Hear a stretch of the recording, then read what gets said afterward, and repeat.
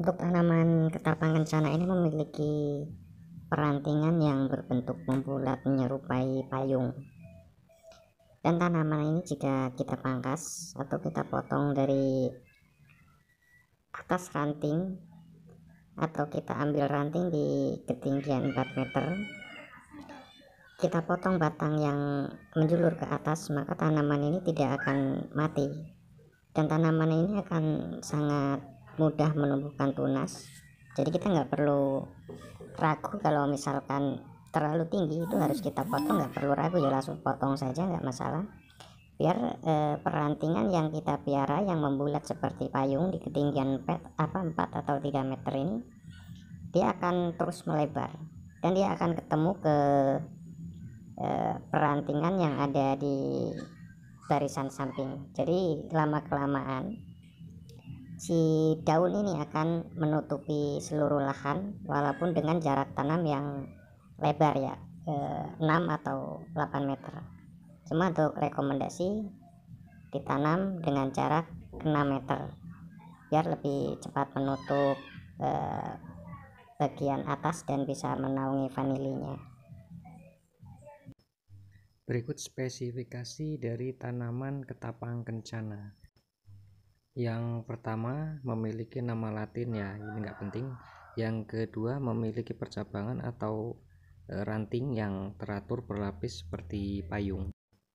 Jadi di batang ini ada yang menyerupai seperti ruas-ruas atau tingkatan-tingkatan dari ranting-ranting yang dia setiap ruasnya itu tumbuh membulat menyerupai payung. Yang ketiga, memiliki daun kecil dan rapat. Ini yang biasanya paling bagus dimanfaatkan untuk tanaman tumpang sari di bawahnya seperti lada, cabai jamu ataupun vanili. Nah, ini untuk naungan kita memiliki daun yang kecil dan rapat, jadi mudah kita atur juga untuk keluar masuknya sinar. Yang keempat, dapat berfungsi sebagai peneduh dan penyerap polusi. Nah, ini yang sangat bagus untuk lingkungan, menyerap polusi, sehat, lingkungan sehat.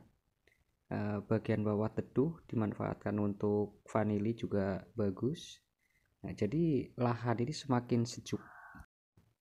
Yang kelima, tinggi maksimum mencapai belasan meter. Nah, ini yang paling penting. Jadi kalau tidak kita pangkas, tanaman ini bisa menjulang tinggi sampai puluhan meter, sampai belasan meter.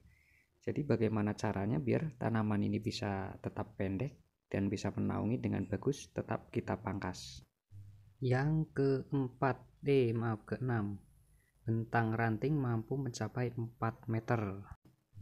Jadi bentangan ranting ini di sebelah kiri dan sebelah kanan masing-masing 4 meter. Jadi dalam satu batang ini bisa menaungi sebelah kanan 4 meter, sebelah kiri 4 meter, dalam artian satu batang bisa menaungi lebar lahan 8 meter. Yang ketujuh, sangat tahan terhadap sinar matahari. Jadi tanaman ketapang kencana ini sangat tahan terhadap matahari ya. Jadi ini bisa sangat bagus nanti di saat musim kemarau. Tanaman ini tidak akan mati, tidak akan layu. Bahkan tanaman ini tidak memiliki masa-masa gugur daun. Jadi di saat musim kemarau, tanaman ini akan tetap rimbun, tumbuh bagus walaupun dia kekeringan. Jadi sangat tepat untuk penaung atau peneduh vanili. Yang kedelapan, sangat sesuai ditanam untuk taman minimalis. Nah, ini tidak terlalu penting, jadi nggak perlu kita bahas. Oke, kita lihat lebih jelas lagi seperti apa bentuk ranting dari tanaman ketapang kencana ini. Baik, kita lihat lebih teliti dari lebih dekat lagi. Ya, di sini ada batang 1 dan batang 2 dan juga ranting 1 dan ranting 2. Nah, di batang 1 dan batang 2 ini ukuran panjang batangnya ini tidak bisa kita tentukan atau tidak pasti ya.